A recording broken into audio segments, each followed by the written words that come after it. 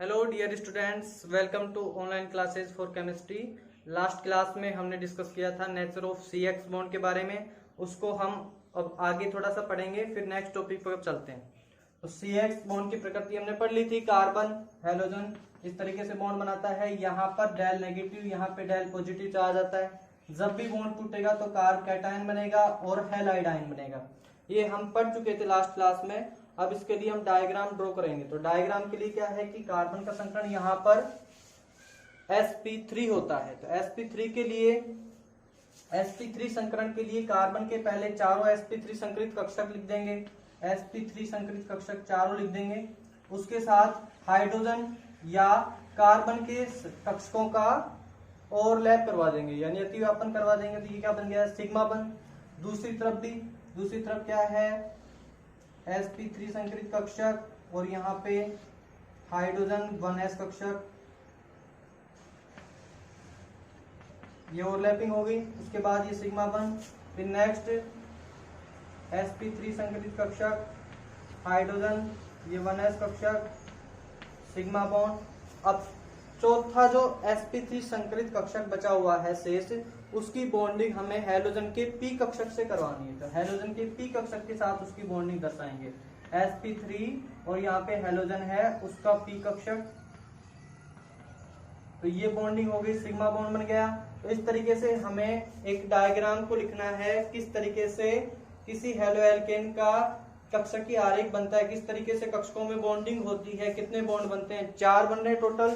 4 के 4 कैसे हैं, सिग्मा बॉन्ड है। और इसमें से 3 सिग्मा बॉन्ड बनते हैं sp3 1s कक्षक के बीच में।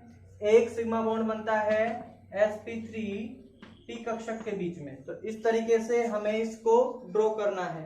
तो देखो, इसको एक बार लिखो।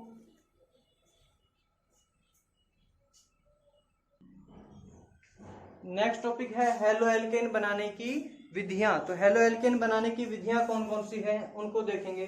तो फर्स्ट मेथड है हाइड्रोकार्बन से। पहला मेथड है हाइड्रोकार्बन से। और हाइड्रोकार्बन 2 प्रकार के होते हैं, एक तो संतृप्त और एक होता है असंतृप्त। तो 2 मेथड हो गए इसमें। फर्स्ट है संतृप्त हाइड्रोकार्बन से, सेकंड है असंतृप्त हाइड्रोकार्बन से। किस प्रकार से हेलो एल्केन बनाए जा सकते हैं। तो फर्स्ट टॉपिक हम इसमें लिखेंगे हाइड्रोकार्बन से, और उसमें लिखना है संतृप्त हाइड्रोकार्बन से। तो संतृप्त हाइड्रोकार्बन से हेलो एल्केन कैसे बनाते हैं। तो संतृप्त हाइड्रोकार्बन आप सब जानते हो कौन सा होता है। संतृप्त हाइड्रोकार्बन एक ही श्रेणी आती है संतृप्त में। संतृप्त हाइड्रोकार्बन में एक ही श्रेणी आती है, जिसे बोलते हैं एल्केन श्रेणी। जिसे क्या बोलेंगे, एल्केन श्रेणी। एल्केन श्रेणी सूत्र आपको पता ही है, CnH2n+2 होता है। N जो है वो नंबर ऑफ कार्बन है। तो इससे एल्केन से हमें हेलो एल्केन बनाना है। तो उसके लिए क्या करेंगे, तो इसके लिए देखो, एल्केन का सबसे पहला एग्जांपल कौन सा है। पहला एग्जांपल है मेथेन, CH4, मेथेन, यही है। तो मेथेन से बनाने के लिए हमें क्या करना पड़ेगा। तो मेथेन की अभिक्रिया सूर्य के प्रकाश की उपस्थिति में हेलोजन के साथ करवाने पर हमें हेलो एल्केन प्राप्त होते हैं। अब देखो, इस अभिक्रिया में डिफरेंट क्या है, क्या इंपॉर्टेंट है इसमें क्या करते हैं, हेलोजन की मात्रा जो होती है वो थोड़ी अधिक लेते हैं, आधिक्य में लेते हैं हेलोजन को। और आधिक्य में लेते हैं तो सूर्य के प्रकाश की उपस्थिति में अभिक्रिया होती है। तो इस अभिक्रिया पर हमारा कोई नियंत्रण नहीं होता। तो नियंत्रण नहीं होता तो फिर क्या होगा। तो किसी मेथेन से 4 हाइड्रोजन का प्रतिस्थापन 4 हेलोजन के द्वारा होगा, और एक साथ प्रतिस्थापन नहीं होगा। पहले एक हाइड्रोजन का प्रतिस्थापन एक हेलोजन के द्वारा होगा, फिर दूसरे का, फिर तीसरे का, फिर चौथे का। यानी इस अभिक्रिया में हमें 4 प्रकार के हेलो एल्केन मिलेंगे, मोनो, डाई, ट्राई और टेट्रा। चारों प्रकार के हेलो एल्केन्स का मिश्रण हमें इसमें प्राप्त होगा। तो इसके लिए स्टेप बाय स्टेप क्या रिएक्शन है, देखो। CH4 की अभिक्रिया, मेथेन की अभिक्रिया Cl2 से करवाते हैं। सूर्य के प्रकाश की उपस्थिति में h न्यू, सूर्य के प्रकाश की यूनिट होती है h nu. h Planck constant है, न्यू फ्रीक्वेंसी आवृत्ति है। h न्यू को कंप्लीट बोलते हैं फोटोन, यानी सूर्य के प्रकाश की ऊर्जा की एक बंडल बोल सकते हैं, एक यूनिट बोल सकते हैं फोटोन को। तो फोटोन की उपस्थिति में जब मीथेन का क्लोरीनीकरण करवाते हैं तो हमें प्राप्त होता है CH3Cl plus HCl, CH3Cl plus HCl। अब नेक्स्ट क्या है, अगले स्टेप पे यह अभिक्रिया अपने आप होती रहेगी आगे, क्योंकि हमने पहले से ही हैलोजन को आधिक्य में लिया है। तो नेक्स्ट स्टेप में क्या बनेगा, CH3Cl plus Cl2 H new CH2Cl2 plus HCl। Third step में CH2Cl2 plus Cl2 H new CHCl3 plus HCl, CHCl3 ये आपने देखा होगा पहले भी। CHX3 फॉर्मूला किसका है, हेलोफॉर्म के लिए, हेलोफॉर्म। और हेलोफॉर्म में क्लोरीन आ गया X की जगह, तो इसको क्या बोल देंगे, क्लोरोफॉर्म। नाम क्या आ गया इसका, क्लोरोफॉर्म। पहले इसको निश्चेतक के रूप में काम में लिया जाता था, लेकिन अब इसको बैन कर दिया, निश्चेतक के रूप में इसको काम में नहीं लेते हैं, पहले लिया जाता था। अब आता है next step, CHCl3 plus Cl2 H new, photon की प्रेजेंस में CCl4 carbon tetra chloride plus HCl, carbon tetra chloride. नाम सुना होगा इसका, कार्बन टेट्रा क्लोराइड। टेट्रा का मतलब 4 क्लोरीन है इसमें, कार्बन टेट्रा क्लोराइड। ये एक विलायक के रूप में प्रयोगशाला में काम में लिया जाता है। तो इस प्रकार से जब हम संतृप्त हाइड्रोकार्बन से हेलोएल्केन बनाते हैं तो हमें चारों प्रकार के हेलोएल्केन का मिश्रण प्राप्त होता है। तो ये अपनी फर्स्ट मेथड था, संतृप्त हाइड्रोकार्बन से हेलोएल्केन का निर्माण। अब नेक्स्ट इसमें पढ़ेंगे असंतृप्त हाइड्रोकार्बन से हेलोएल्केन किस प्रकार से बनाते हैं। तो इसके लिए स्क्रीनशॉट लीजिए। नेक्स्ट है अपने पास असंतृप्त हाइड्रोकार्बन से हेलोएल्केन बनाने की विधियां। तो असंतृप्त में हमारे पास 2 श्रेणियां आती हैं, एक तो एल्कीन और एक एल्काइन। एल्कीन और एल्काइन, यहां पर हम एल्कीन से हेलोएल्केन कैसे बनाते हैं वो पढ़ेंगे। तो एल्कीन 2 प्रकार की होती है, एक तो सम्मित एल्कीन और एक होती है असम्मित एल्कीन। तो सम्मित एल्कीन और असम्मित एल्कीन में अंतर क्या है, सम्मित एल्कीन में द्विबंधित कार्बन के दोनों तरफ उपस्थित समूह, इस तरफ दोनों समूह और दूसरी तरफ दोनों समूह, यानी दोनों अलग अलग कार्बन पर जो समूह उपस्थित है वो समान होते हैं। जैसे A और A समूह है तो यहाँ पर भी A और A मिलेंगे, सेम मिलेंगे।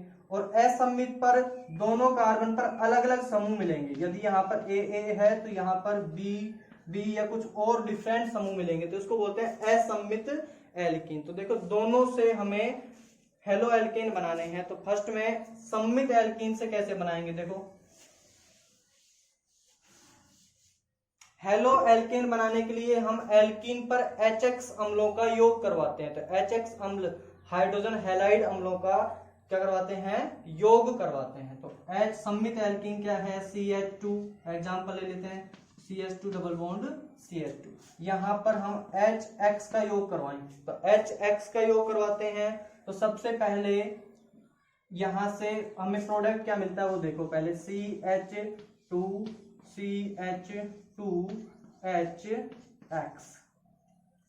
इसी तरीके से हम ये बोलेंगे इस कार्बन पर क्या जोड़ें, हेलोजन, यहाँ पर जोड़ दें हाइड्रोजन, तो भी सेम प्रोडक्ट मिलेगा, क्योंकि 2 ही कार्बन है, दोनों तरफ समान समूह है, तो कोई फर्क नहीं पड़ता। तो इस अभिक्रिया के लिए जिम्मेदार कौन है, इस अभिक्रिया को क्या बोल सकते हैं, ये हुई कैसे है, उसके लिए थोड़ा सा एक मैकेनिज्म इसके लिए देखते हैं, क्रिया विधि इसकी। तो CH2 डबल बॉन्ड CH2 है, यहाँ पे डबल बॉन्ड का अर्थ है पाई इलेक्ट्रॉन्स, और पाई इलेक्ट्रॉन भी कितने, 2। तो 2 पाई इलेक्ट्रॉन यहाँ पर हैं, CH2 डबल बॉन्ड CH2।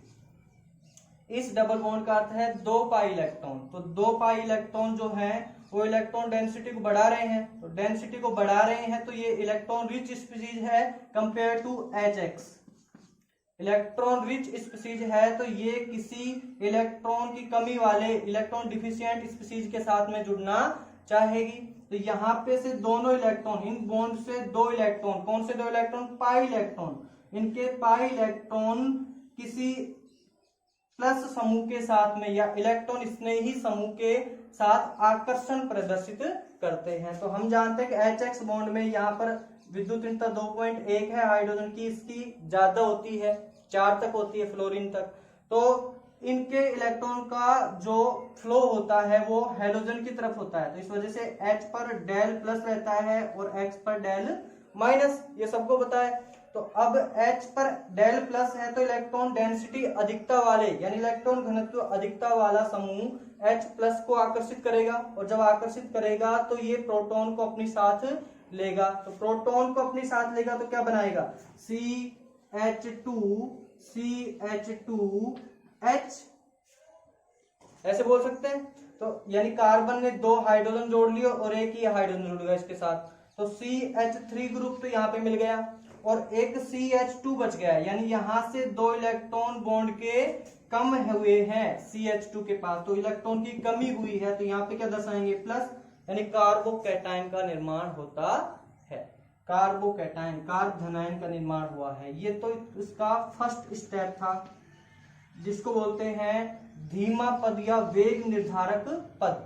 और क्योंकि यहाँ पे हमें एक इंटरमीडिएट मध्यवर्ती प्राप्त हुआ है कार्बधनायन, अब ये मध्यवर्ती किसी अभिक्रिया में उपस्थित, इस अभिक्रिया में उपस्थित X माइनस के साथ में जुड़ जाएगा और क्या बना लेगा? नेक्स्ट स्टेप पे सेकंड स्टेप, फास्ट स्टेप जिसको बोलते हैं, पहला स्लो स्टेप था, वेग निर्धारक पद था, दूसरा फास्ट स्टेप है। इसमें क्या बनेगा? CH2X CH3, यानी हमें कंप्लीट वो ही प्रोडक्ट मिल गया। अब ये इसकी मैकेनिज्म थी कि किसी भी एल्कीन के साथ में HX की अभिक्रिया करवाते हैं तो HX में से H जो है वो एक इलेक्ट्रॉन डिफिशिएंट स्पीसीज है, H प्लस यानी एज ए प्रोटॉन है, तो उस पर इलेक्ट्रॉन डेंसिटी अधिक रखने वाले यानी डबल बॉन्ड का आक्रमण होता है, वो उससे जुड़ता है, तो उससे जुड़ता है। तो फर्स्ट स्टेप में देखो मैकेनिज्म में, फर्स्ट स्टेप में कौन जुड़ा? H प्लस जुड़ा, किसके साथ? एल्कीन के साथ।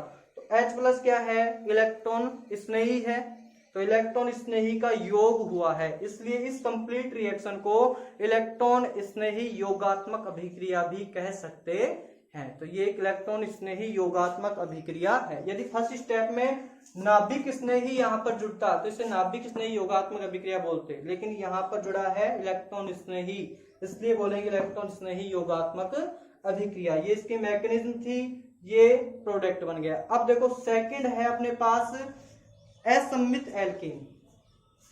असममित एल्कीन में क्या प्रॉब्लम आएगी? असममित एल्कीन में हमें ये देखना है कि कौन सा द्विबंधित कार्बन जो है वो किसी इलेक्ट्रॉन स्नेही से जुड़े और कौन सा इलेक्ट्रॉन की कम अधिकता वाले से जुड़े यानी नाभिक स्नेही से जुड़े। तो देखो CH3 CH double bond CH2, ये एक असममित एल्कीन है क्योंकि यहाँ कार्बन पर 2 समूह हाइड्रोजन और CH3 है, यहाँ कार्बन पर 2 समूह दोनों हाइड्रोजन है, तो असममित एल्कीन होगी।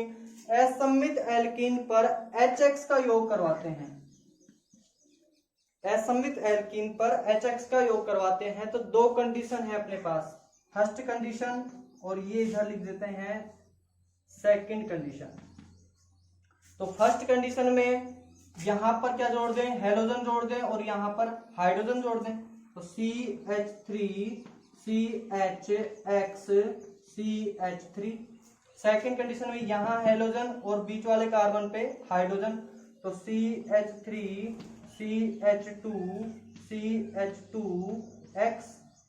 इस प्रकार से यानी 2 कंडीशन, 2 प्रोडक्ट मिल रहे हैं, ये मान सकते हैं कि हमारे पास 2 प्रोडक्ट मिल रहे हैं। कौन सा प्रोडक्ट मिलना चाहिए, कौन सा जो प्रोडक्ट है वो मेजर प्रोडक्ट है, अधिक मात्रा में कौन सा मिलेगा और कम मात्रा में कौन सा मिलेगा, वो हमें देखना है। तो देखो असममित एल्कीन पर HX के योग के लिए एक नियम चलता है, एक रूल चलता है जिसे बोलते हैं मार्कोनिकोफ नियम। से बोलते हैं मार्कोनिकोफ नियम।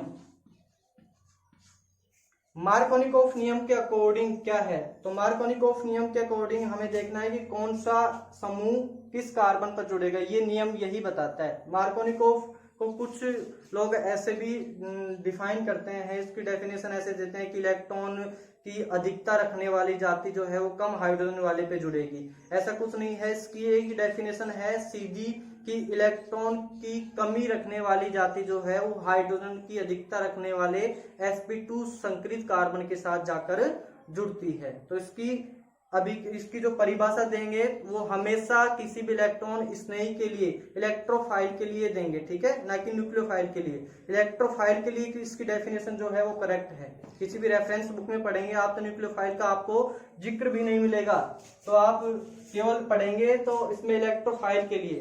तो इलेक्ट्रोफाइल कहां पे जुड़ेगा, तो देखो मार्कोनिकोफ नियम कहता है कि उस द्विबंधित sp2 संकरित कार्बन, उस द्विबंधित sp2 संकरित कार्बन, दोनों के दोनों क्या है, sp2 संकरित कार्बन है और द्विबंधित है, तो उस sp2 संकरित द्विबंधित कार्बन पर H+ यानी इलेक्ट्रॉन स्नेही जुड़ता है जिस पर हाइड्रोजन की संख्या अधिकतम होती है। यानी फिर से सुन लो, उस sp2 संकरित द्विबंधित कार्बन पर इलेक्ट्रॉन स्नेही जुड़ता है जिस पर हाइड्रोजन की संख्या अधिकतम होती है, ये इसकी करेक्ट डेफिनेशन है।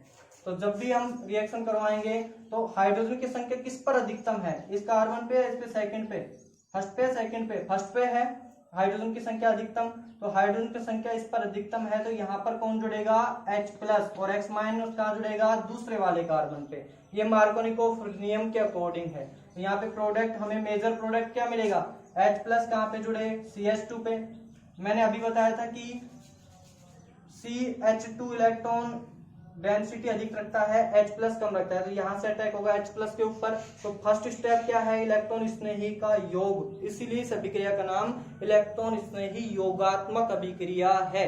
तो देखो योगात्मक अभिक्रिया हुई, फर्स्ट स्टेप में क्या बन जाएगा, CH3 CH2 और यहाँ पे H, यहाँ क्या बच गया, CH के पास प्लस, और प्लस बच गया, तो ये प्लस यानी कार्बन धनायन जो है, कार्बन धनायन वो कितने डिग्री है, कितने अन्य कार्बन से कार्बन जुड़ा हुआ है, तो 2 कार्बन से जुड़ा हुआ है, 1 और 2 कार्बन से जुड़ा हुआ है, तो कार्बन धनायन कितने डिग्री हुआ, 2 डिग्री। तो 2 डिग्री का स्थायित्व 1 डिग्री की तुलना में अधिक होता है। हमने पढ़ा हुआ है कि 3 डिग्री कार्बोकैटायन सबसे ज्यादा स्थायी, फिर 2 डिग्री, फिर 1 डिग्री, ये हमने पढ़ा हुआ है 11th क्लास में। तो यहाँ 2 डिग्री कार्बोकैटायन हमें मिल रहा है, प्रोडक्ट क्या मिलेगा, प्रोडक्ट मिलेगा फिर आगे चल के X- जो है वो वहां जुड़ेगा कार्ब धनायन पे और मिलेगा CH3 CH2 CHX CH3, ये हमारे पास प्रोडक्ट मिलता है सेकंड वाले कार्बन पे। और यदि मार्कोनिकोफ नियम को फॉलो ना करें तो क्या होगा, तो उस कंडीशन में H जो है वो हम कहाँ जोड़ देंगे, H कहाँ पे जोड़ेंगे, बीच वाले कार्बन पे, और CH2 को छोड़ देंगे। तो पहले फर्स्ट स्टेप में क्या है, इलेक्ट्रॉन स्नेह योगात्मक में कि पहले H जुड़ेगा, तो पहले H हम क्या जोड़ दें, गलती से कहाँ जोड़ रहे हैं, बीच वाले कार्बन पे। तो देखो क्या बनेगा, CH3 CH CH2, तो यहाँ पे क्या बच जाएगा, प्लस, और ये कार्ब धनायन जो है वो कितने कार्बन से जुड़ा हुआ है, 1 से, यानी कितने डिग्री है, 1 डिग्री। तो 1 डिग्री कार्ब धनायन हमें यहाँ पर एज इंटरमीडिएट मिलता है। तो स्टेबिलिटी क्या है, 3 2 1, तो यहाँ पर 2 डिग्री, यहाँ पर 1 डिग्री बन रहा है, कौन सा ज्यादा स्थायी है, 2 डिग्री, तो प्रोडक्ट भी कौन सा ज्यादा बनेगा, 2 डिग्री वाला। तो मार्कोनिकोफ नियम के अकॉर्डिंग किसी द्विबंधित sp2 संकरित कार्बन में से उस कार्बन पर इलेक्ट्रॉन स्नेही जुड़ता है जहां हाइड्रोजन की संख्या अधिकतम होती है, यही मार्कोनिकोफ नियम है। इसके अकॉर्डिंग ही हमें प्रोडक्ट मिलता है। क्लियर, देखो इसको अच्छे से,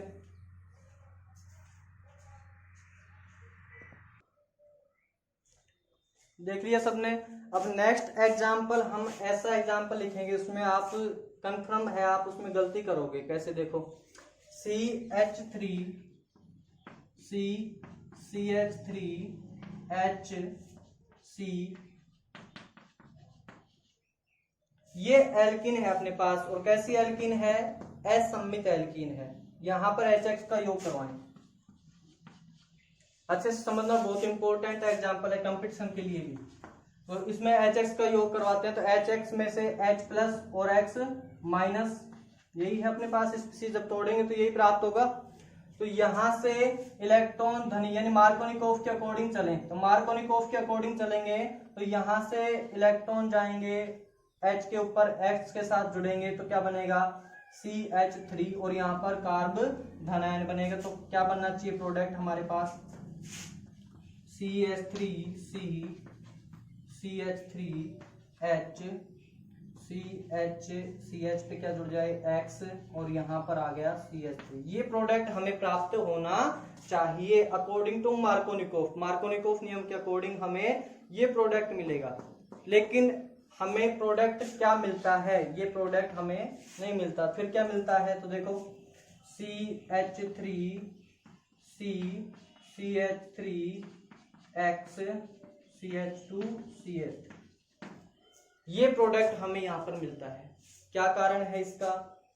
कैसे हमें ये प्रोडक्ट मिला? यानी यहाँ पे तो मार्कोनिकोव नियम लग ही नहीं रहा, क्योंकि हमने किसी द्विबंध पर HX का योग करवाना था। और कहां पर X कहां पे जुड़ा है? तीसरे वाले कार्बन पे। यहां पर X जुड़ा हुआ है। कैसे? ये कैसे पॉसिबल हुआ? उसके लिए देखो, अच्छे से समझना इस टॉपिक को। तो कैसे, इसमें क्या करना है अपने को? मैकेनिज्म को देखते हैं पहले। तो फर्स्ट स्टेप, मैकेनिज्म क्या होती है इसमें?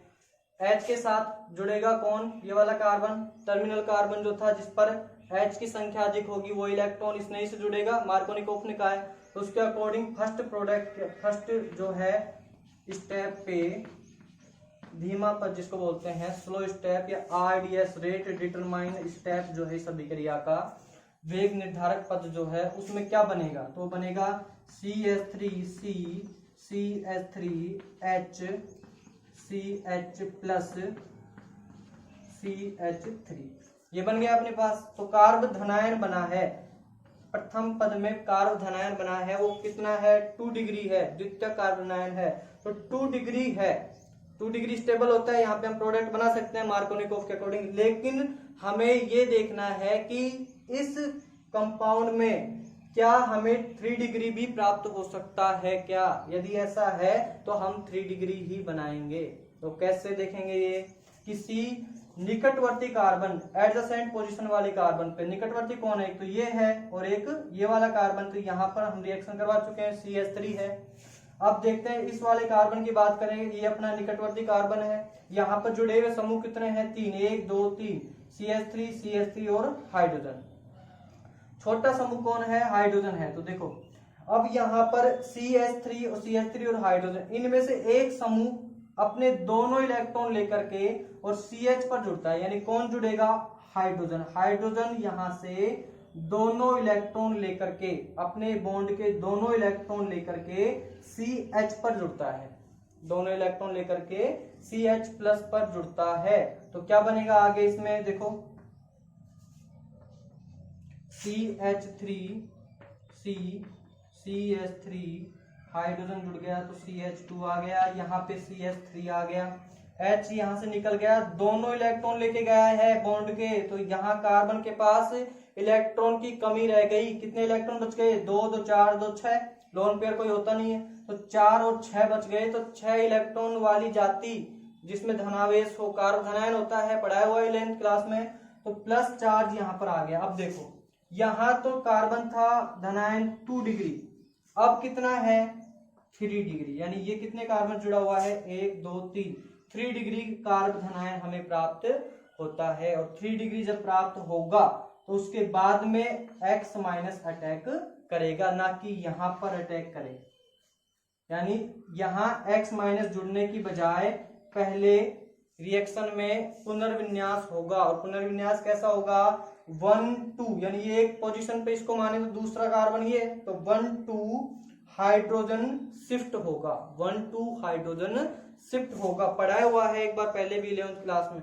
कि 1,2 हाइड्रोजन शिफ्ट कैसे होता है, एल्किल शिफ्ट कैसे होता है। तो निकटवर्ती कार्बन से हाइड्रोजन अपने दोनों इलेक्ट्रॉन लेकर के C+ यानी कार्बोधनायन पर जुड़ता है, जिससे हमें 3 डिग्री कार्बोकैटायन प्राप्त होता है और प्रोडक्ट कुछ और ही चेंज होगा। तो इस तरीके से 1,2 हाइड्रोजन शिफ्ट, इसको बोल सकते हैं 1,2 हाइड्रोजन शिफ्ट। इस तरीके से 1,2 हाइड्रोजन शिफ्ट होने से प्रोडक्ट क्या मिलेगा। अब यहाँ पे X कहाँ जुड़ेगा, 3 डिग्री कार्बन पर। 2 डिग्री के बजाय 3 डिग्री कार्बन ज्यादा स्थायी होती है, इस वजह से पुनर्विन्यास होता है और 3 डिग्री कार्बोकैटायन बनता है, जिस पर X जुड़ने के कारण क्या बनेगा प्रोडक्ट फाइनल अपने पास CH3 X CH2 CH3, ये अपने पास प्रोडक्ट मिलता है। क्लियर। तो मार्कोनिकोव में भी हमको पुनर्विन्यास जरूर देखना है, चाहे वो हाइड्रोजन शिफ्ट का हो चाहे वो एल्किल शिफ्ट का हो। ठीक है, इसको एक बार देख लो अच्छे से, फिर नेक्स्ट इसका एक एग्जांपल और लिखवाते हैं। नेक्स्ट देखो, इसमें एग्जांपल, एक और एग्जांपल है, जैसे हमने हाइड्रोजन शिफ्ट किया उसी तरीके से एल्किल शिफ्ट भी होता है। वो कैसे, यदि किसी कार्बन के पास CH3 हो, हाइड्रोजन हो ही ना, हाइड्रोजन की जगह क्या मिल जाए, मेथिल समूह, और फिर डबल बॉन्ड हो। अब इस पर HX का योग करवाएं, मार्कोनिकोव के अकॉर्डिंग क्या प्रोडक्ट मिलेगा, मार्कोनिकोव के अकॉर्डिंग प्रोडक्ट क्या मिलेगा, CH3 CHX, ये प्रोडक्ट हमें मार्कोनिकोव के अकॉर्डिंग मिलना चाहिए,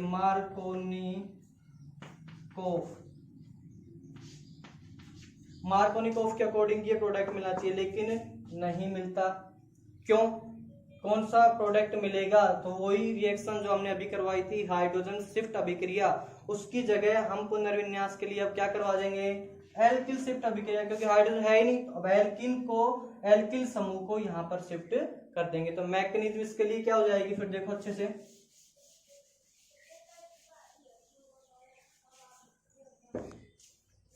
सबसे पहले यहां से अटैक होगा H+ के ऊपर, H+ से तो क्या बनेगा अपने पास CH3